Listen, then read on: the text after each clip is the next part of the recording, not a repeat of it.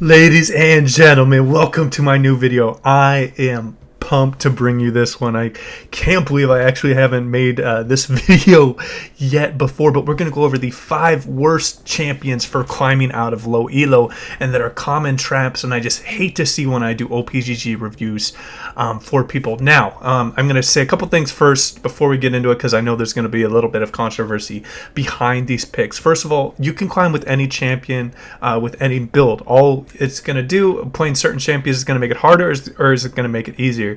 There is a super highway where you can take a Corvette, and that's Annie going down the lane, and that's how quickly you're going to climb. And then there's also a shovel and a mine, and you're going to have to dig through that mine if you want to play something like Yasuo, for example. You're going to get to the same place eventually, but it's going to take a lot longer than what it would have taken with Annie. So with that out of the way, no hate, please. I know that you can climb with any champion. You might have personal experience climbing with one of these champions I might go over, but this guide is just for people that are just coming straight into the game. Maybe they're a little bit newer, and I just want to give them champions that they should really stay away from. I would love to hear your guys' comments down below from champions that you personally think are really poor for climbing, so hopefully we can get like a bunch of people telling people that some champions are going to be a little bit harder, and don't let them sink 100 games into something and then realize, shit, my win rate's 50% and I've put in 100 games in this champion. I don't feel like I'm getting any better. So with that out of the way, let's get right into the list. Alright, and jumping into number 5, we got Yorick.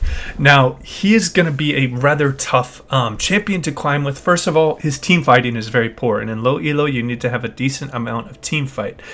Second of all, he is a really poor split pusher compared to other split pushers. He does not have the same 1v1 potential as a Tryndamere, and he is unable to team fight at a decent clip like Jax. He's gotten a couple nerfs after he saw a little bit of pro play, and is just in a really tough spot. The one reason I really wanted to put him on this list is I just wanted to represent B tier split pushers. If you're gonna do a split push, which is gonna be tough for low elo coordination, people are not gonna take objectives when you're pushed and you get ganked by a bunch of people, is that he is just going to be a really rough champion to just pick up and go and climb with. If you have any questions, if you play a lot of Yorick, I know this might seem weird because you have a lot of 1v1 potential. It's just he has so many negatives working against him right now. He just has one really strong positive, right, in his split push ability, but he's going to get out split by things like Fiora, things like Tryndamere, things like Jax. He's going to get out team fought by other top laners like Urgot, or he's going to get out team fought by things like Sion that are just going to bring more into the team fight. So he just kind of does one thing at a decent level, and it's not really an S tier level that he is doing that. That is why Yorick is number 5 on my list. I'm so sorry to any Yorick mains out there. I personally loved playing Yorick before the rework. He was a lot of fun. But yeah, let's get into the next champion. Alright, and getting into number 4, I want to talk about Ryze. Now, he can be a little tricky because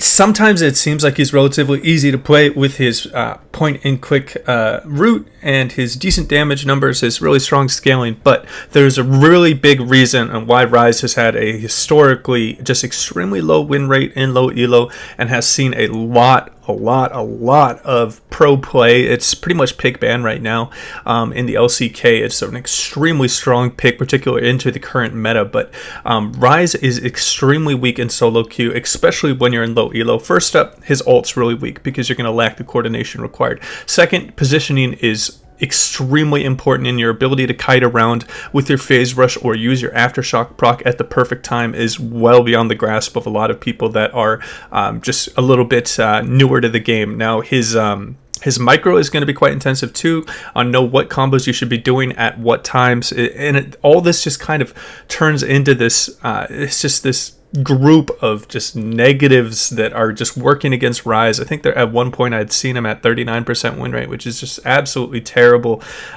He is fun. He's kind of like a weird kit where he stacks off of mana, but I really recommend you stay away from this champion. I know he's cheap. I know he seems easy, seems cool. You've probably seen your favorite mid laner, your favorite top laner play it in pros, but Ryze is going to be an extremely poor pick. I think he's at one of the bottom of the win rates.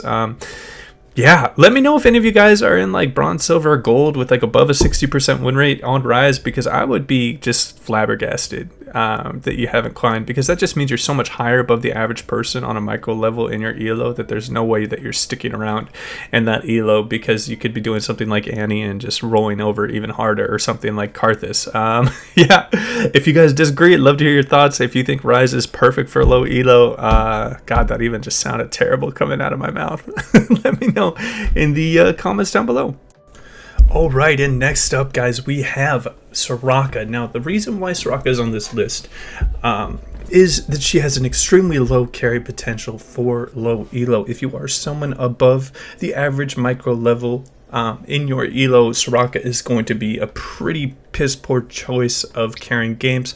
You can obviously have a great laning phase, bully people out with your Q poke and E poke, and just really get your ADC ahead.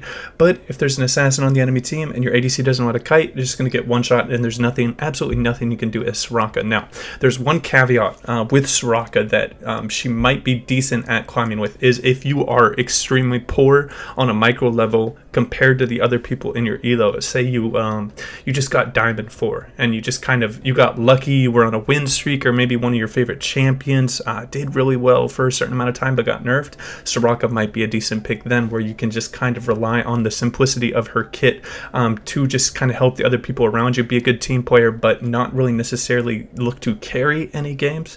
So that's kind of why I put Soraka. I would kind of equate Janna and Lulu here. It's just so ADC dependent, and when you're in Iron, Bronze, Silver, and Gold, I don't know if there are any support mains out there watching this, but you know the absolute hell that is trying to support an ADC that's absolute garbage in low elo. That's why I always tell people, Brand, Zyra, Vel'Koz, extremely strong mage supports. Now, I know that isn't the only way to do it. You can do things like Leona, Braum, Alistar. I mean, you can do things like Morgana too, but just the most carry potential is going to come out of the champions with a lot of damage or a lot of engaged potential. So do not pick a passive laner if you're looking to climb and get better at the game. You just kind of stay static at your skill level with Janna and Soraka. But hey, if you guys have fun with any of these champions on the list, I'm not trying to discourage you from playing. I am just trying to encourage you guys that are only focused on climbing, don't care about what champion you play, to find a champion that is better suited for the type of play that you are looking to get into. And that will wrap up Soraka.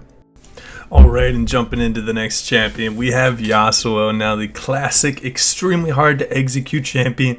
And if you've been around my channel at all, I am the biggest proponent of not playing Yasuo in low elo. I think it's one of the the most difficult champions to climb on, particularly if you're below average micro, and positioning is a very punishing playstyle. Yes, there's a lot of carry potential there, but the amount of games you need to put in and the amount of, I mean the difficulty 3 bar right there on the screen really should be telling you everything you need to know. Now, how some people sometimes fall in a trap with Yasuo is they do really well in a couple of games and they say, oh my god, this champion's busted, I can snowball on it a lot. But what ends up happening is those snowball games are kind of few and far between, and you end up with a 45% win rate where you're snowballing and winning, carrying a bunch of games, but then you're feeding really hard in other games. So it's really hard to keep up the consistent play in team fights compared to something like a Karthus, where even if you die, you get your ult off and you do everything you need to do in the team fights. So I think Yasuo is just absolutely terrible